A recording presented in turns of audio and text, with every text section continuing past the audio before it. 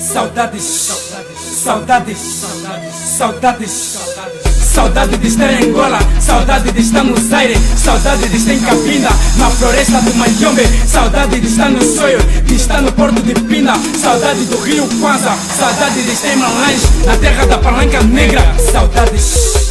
Saudades, foi que se delatou na última letra. Quando eu penso que estou na cela por um crime não cometido, se cometido arrependido. Já se passaram 3 anos e até hoje nunca fui ouvido.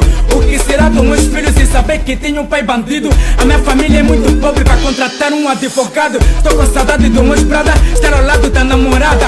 Saudade dos familiares, meus filhos poder abraçar. Deitar no hospital com a minha esposa e ver meu filho novo a nascer. Me dá vontade de lagrimar quando eu penso que estou trancado numa cela e não tem como poder sair.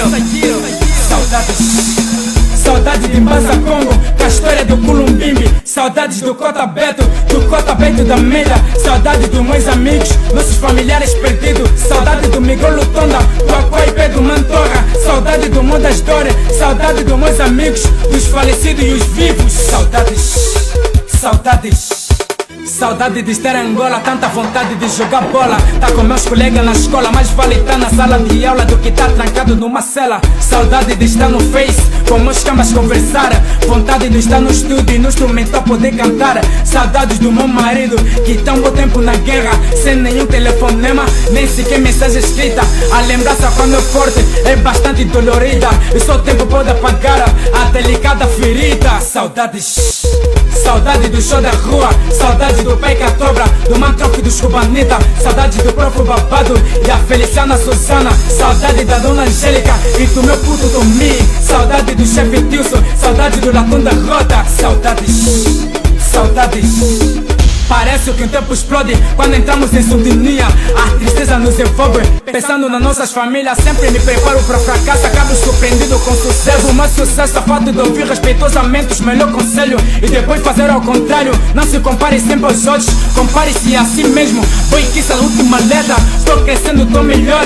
Pai Catoba, Prof Babado, Mantroque dos Cubanita, chefe Tício das Dores. Saudade de ver o sol do novo dia nascer.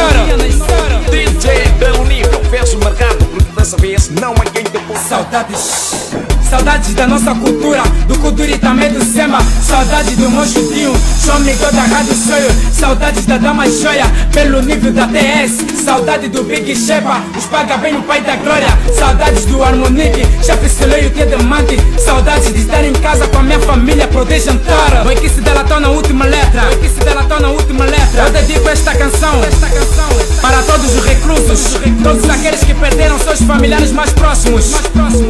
Para nossos familiares, nossos papais soldados. Saudades, uma palavra mágica de tanta expressão.